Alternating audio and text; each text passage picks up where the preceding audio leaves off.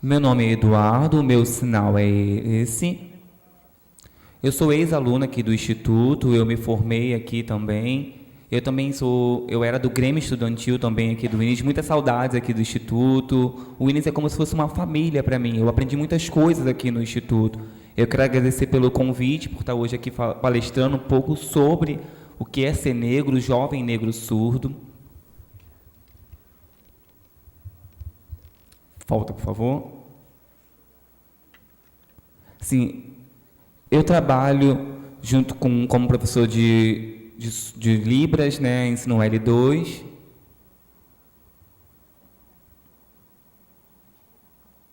Vamos falar sobre diversidade, né, gente? A questão da diversidade e a diferença sobre um debate na língua de sinais, né? O que é negritude? O que seria, né? É você ter essa consciência de você ter o orgulho de se enxergar enquanto surdo e se aceitar enquanto negro mesmo. Você colocar isso, né? Valorizar isso, tanto como a sua raça, como a língua de sinais também. Essa mão representa, né? Está representando uma árvore aí, né? Então, eu vou relatar um pouquinho do histórico do encontro de jovens surdos, né? De como foi esse encontro. Eu vou estar falando um pouquinho. Vocês conhecem, né, o Rodrigo Nogueira, né? Todos conhecem, né? Ele é um surdo. Ele mora no Ceará, né? O sinal dele é esse. Ele viajou para alguns países da Europa, que eu não me recordo qual. Ele teve lá, teve um encontro de jovens surdos lá, ele foi participar, ele ficou admirado, né? Que como os países europeus, eles têm encontros, né? E aqui no Brasil nada disso acontecia. Aí ele foi, né, aprendendo como é que seria isso, né? E ele poderia ser esse líder desse movimento de jovens surdos. Ele queria construir isso aqui no Brasil, ele queria criar isso aqui. Aí ele voltou para o país e ele começou a plantar essa semente para essa árvore florescer esse encontro de jovens surdos. Aí surgiu uma coordenadoria nacional de jovens surdos, né? E ela é de âmbito em todo o território nacional, ela vai para todos os estados, né? E faz o encontro em um estado que é encontro nacional de jovens surdos em todo o território nacional. O objetivo é o quê? É você chamar os líderes, né, para eles aprenderem como o objetivo seria a questão ligada à saúde, a questão de sexualidade, de movimentos também, de como esses líderes iriam agir nesses espaços e também divulgar nos seus estados, né? E ele ser um multiplicador desse conhecimento. O sinal é esse, são jovens, e mais o sinal ligado à FENES, que seria uma parceria dos jovens mais a FENES, né? Eu ficaria muito triste pensando, a gente deixaria a FENES de lado nesse momento, eu não queria deixar a FENES de lado, ia fazer só um congresso só com a gente, com os jovens, não, a gente resolveu fazer uma parceria com a FENES, e a FENES dá esse apoio, por isso que criou esse sinal.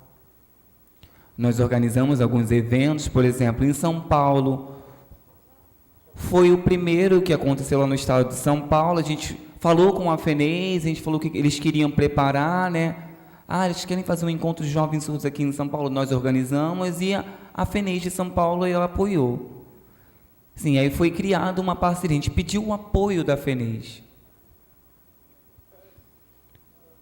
Teve algumas regras, né? Tem algumas regras que tem que seguir, né? Tem que ter 18 a 35 anos, essa é a faixa etária.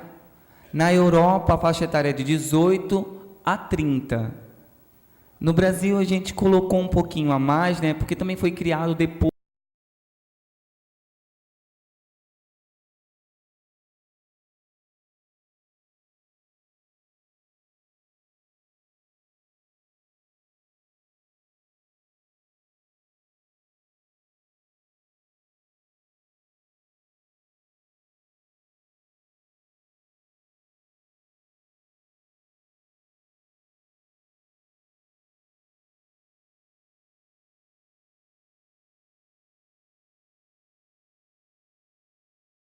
Foi muito legal essa experiência. O primeiro encontro aconteceu lá no Rio Grande do Sul. Pode passar, por favor? Antes, né, como eu já tinha falado, né, a ideia era acontecer em todo o território nacional. A gente queria fazer o evento em todo o território nacional, né? Então a gente ia fazendo em um estado e ia promovendo em outros, os multiplicadores iam passando. Ia acontecendo em um estado e eles vinham para cá e depois iam multiplicando. Já aconteceu em Natal também o encontro, o segundo. Depois teve em Minas e também em Juiz de Fora. Também aconteceu lá no Paraná. Para João Pessoa, e aqui no Rio, o quinto aconteceu aqui no Rio. E vamos continuar fazendo mais eventos, né? Vamos continuar fazendo isso, para conseguir alcançar todo o território nacional.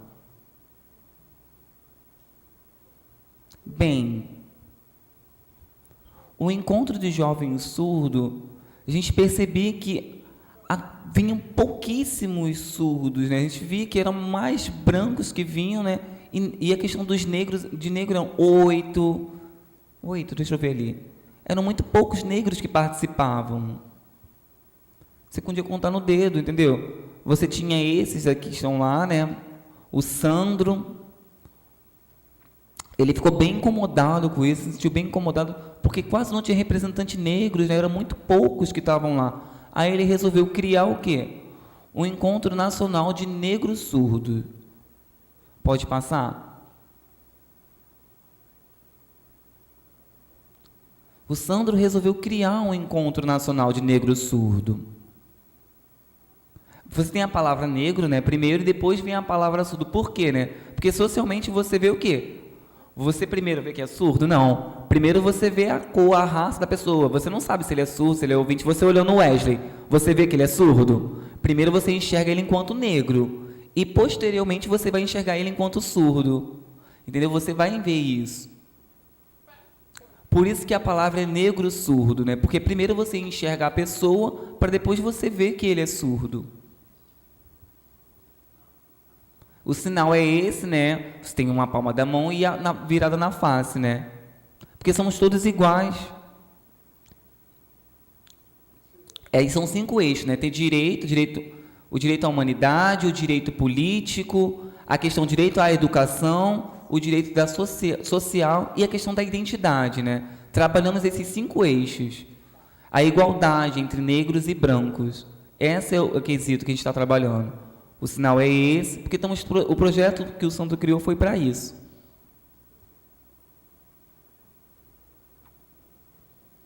O Sandro é esse, né?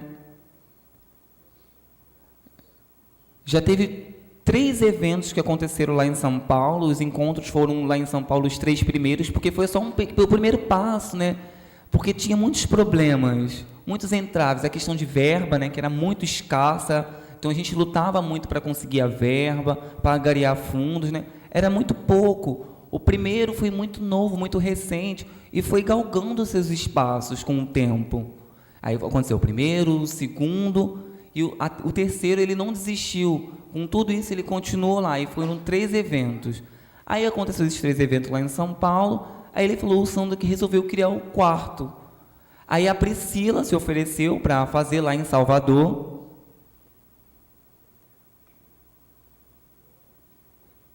Assim, no evento aconteciam muitas palestras, né, que a gente ia fazendo lá, e a Priscila participou desse, né, lá, e resolveu criar esse lá em Salvador. O 4º aconteceu lá, o 4º evento aconteceu lá em Salvador. Essa é a Priscila.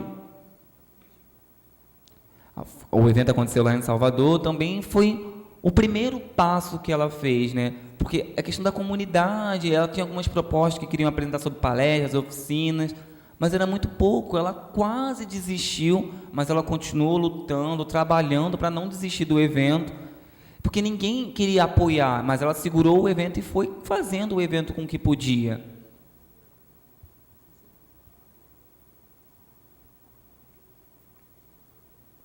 E no 4º evento houve uma votação lá em Salvador, a Priscila, né, que aconteceu lá em Salvador, queria saber onde ia promover o 5º, onde seria. Foi aqui no Rio, né, tinha uma proposta para acontecer aqui no Rio e uma outra proposta em Minas Gerais, Tinha os dois debatendo qual era a proposta, né? Foram lá, falaram como é que seria o evento, tanto em Minas e como no Rio. Eles defenderam a sua ideia, mas foi aprovado de acontecer o evento aqui no Rio, e o Wesley mesmo, ele promoveu o evento. Vocês conhecem o Wesley,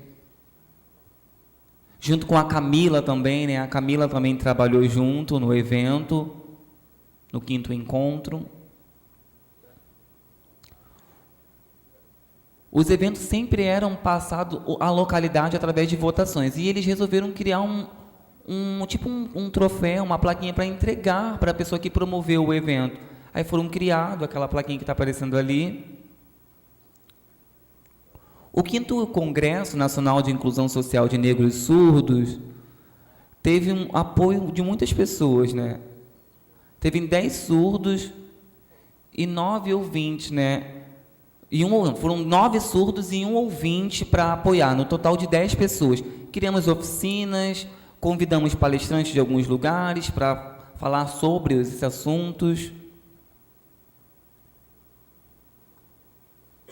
Na quinta e na sexta-feira, a gente trabalhava com as palestras, e durante o final de semana a gente tinha um espaço mais artístico, com poesias, com exposição de artes, dança, com concursos de funk também. E também era o momento de a gente mostrar as propostas para o próximo evento.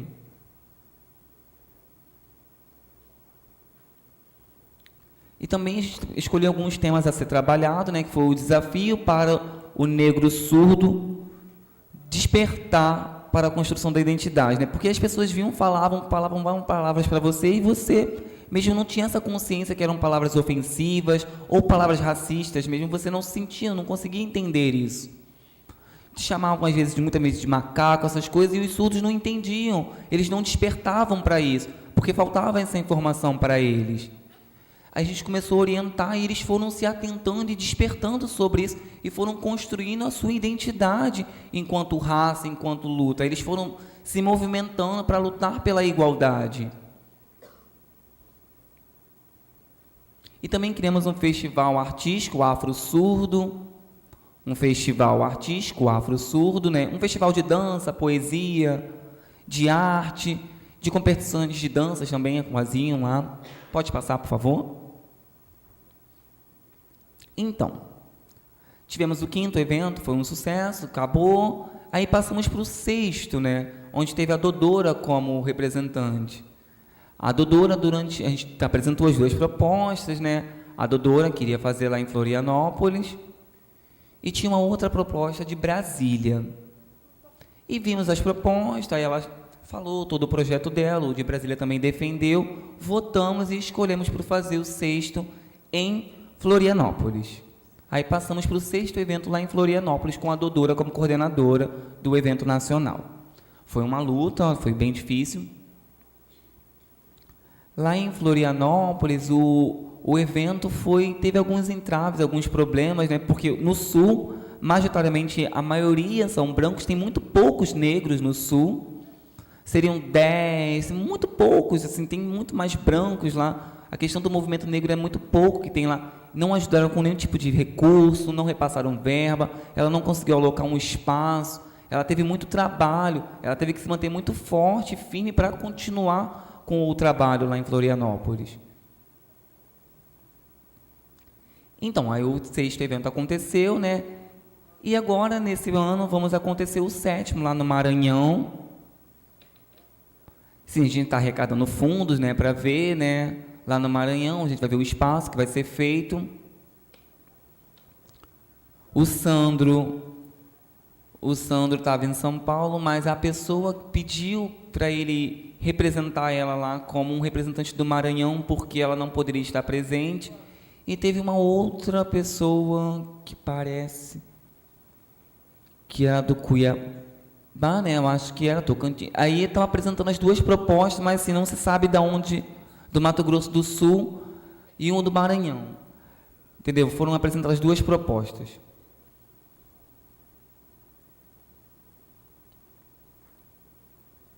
A questão de etnia, né?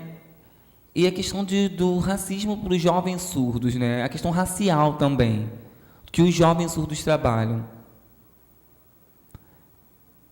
Assim, você tem o Negro Surdo, que é um evento para território nacional, mas a questão étnica e racial, como é que seria feito? A questão dos indígenas, dos negros, dos afrodescendentes também. E a gente queria fazer um encontro com jovens negros surdos, a gente queria fazer esse encontro, a proposta era essa.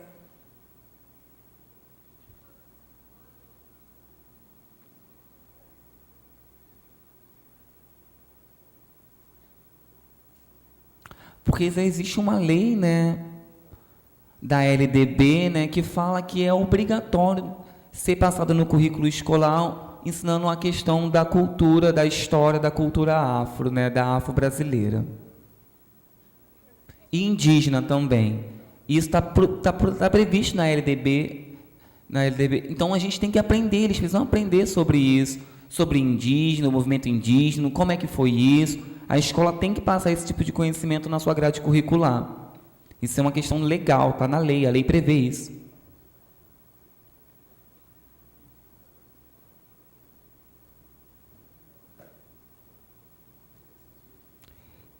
Assim, e também foi falado numa palestra, né, o surdo foi para eles despertarem sobre a questão do racismo, de construir e se sentir seguro, né? Porque socialmente existe muito preconceito racial. Chama ele de negro, de café, de feijão, vários apelidos pejorativos. Você tem cabelo de bombril, sim. E às vezes o surdo ele não sabe que ele pode processar o sujeito porque ele não foi falado para ele que existe uma lei para isso. Então foi trabalhado isso. E dentro de empresas também existe muito racismo. No hospital, em vários âmbitos acontece isso. Em âmbito familiar também acontece racismo. E você pode recorrer judicialmente contra isso. Você sentir preconceito contra a sua cor. Você chega lá e pode abrir um processo, porque o branco vai lá e fala. Aí você chega em casa com a sua namorada. Ué, você está namorando um negro? Ele é negro, né? Ah, ele é preto, né? Você pode processar se você sentir que isso é racismo por parte da sua família. E é um crime, e ele vai ser preso. Porque ele tem que ser respeito. E as pessoas têm que ser punidas por isso, né? É por causa, a gente tem que respeitar cada um, e você pode ser processado por racismo. Você não pode ficar caçoando, debochando do outro por causa da sua cor. Isso é uma garantia legal. Ou sua religião também. Pode passar para o próximo. Eu vou fazer um resumo, né? Porque às vezes a gente luta muito, né? Teve muitas lutas que a gente teve muitos ganhos também com o tempo. Assim, a luta não terminou, a luta não teve seu fim, a luta é contínua, a gente está continuando lutando, até morrer vamos continuar lutando. Teve uma pessoa muito famosa, um americano, né, Martin Luther King, né,